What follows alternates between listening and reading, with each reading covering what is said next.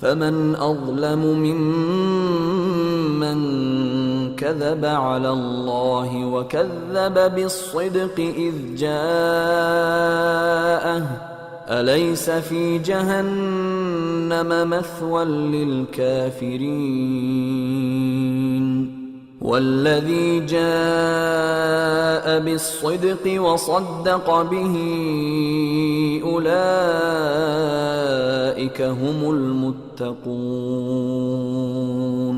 لهم ما يشاءون عند ربهم ذلك جزاء المحسنين ليكفر الله عنهم أسوأ الذي عملوا ويجزيهم أجرهم بأحسن الذي كانوا يعملون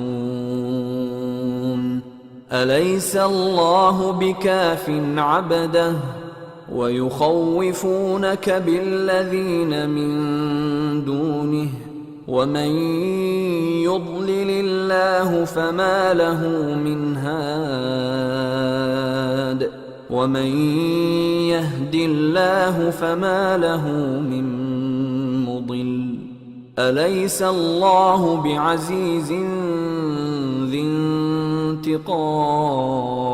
انتقام ولئن سألتهم من خلق السماوات والأرض ليقولن الله قل أفرأيتم ما تدعون من دون الله إن أرادني الله بضر هل هن كاشفات ضره أو أرادني برحمة هل هن ممسكات رحمته قل حسبي الله عليه يتوكل المتوكلون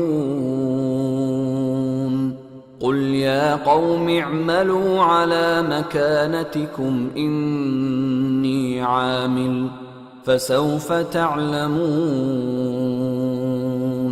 من يأتيه عذاب يخزيه ويحل عليه عذاب مقيم إنا أنزلنا عليك الكتاب للناس بالحق فمن اهتدى فلنفسه ومن ضل فإنما يضل عليها وما أنت عليهم بوكيل।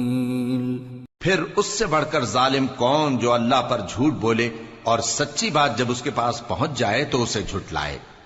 क्या जहन्नम में काफिरों का ठिकाना नहीं है? और जो शख्स सच्ची बात लेकर आया और जिसने उसकी तस्दीक की वही लोग मुत्तकी हैं। वो जो चाहेंगे उनके लिए उनके परवरदिगार के पास मौजूद है। नेकूकारों का यही बदला है ताकि अल्लाह उनसे बुराइयों को जो उन्होंने की दूर कर दे और नेक कामों का जो वो करते रहे उनको बदला दे। क्या अल्लाह अपने बंदे को काफी नहीं? और ए नबी, ये तुमको उन लोगों से जो अल्लाह के सिवा हैं यानी गैरुल्लाह से डराते हैं, और जिसको अल्लाह गुमराह रहने दे उसे कोई हिदायत देने वाला नहीं, और जिसको अल्लाह हिदायत दे उसको कोई गुमराह करने वाला नहीं। क्या अल्लाह इज्जत वाला बदला लेने वाला नहीं है? और अगर तुम इनसे पूछो कि आसमानों और जमीन को किसने पैदा किया तो कह देंगे कि अल्लाह ने। कहो कि भला देखो तो जिनको तुम अल्लाह के सिवा पुकारते हो, अगर अल्लाह मुझको कोई तकलीफ पहुंचानी चाहे तो क्या वो उस तकलीफ को दूर कर सकती हैं? या अगर वो मुझ पर मेहरबानी करना चाहे तो क्या वो उसकी मेहरबानी को रोक सकते हैं? कह दो कि मुझे अल्लाह ही काफी है, भरोसा रखने वाले उसी पर भरोसा रखते हैं। कह दो कि ऐ कौम, तुम अपनी जगह अमल किए जाओ, मैं अपनी जगह अमल किए जाता हूं। अनकरीब तुमको मालूम हो जाएगा कि किस पर अजाब आता है जो उसे रुसवा करेगा और किस पर हमेशा का अजाब नाजिल होता है।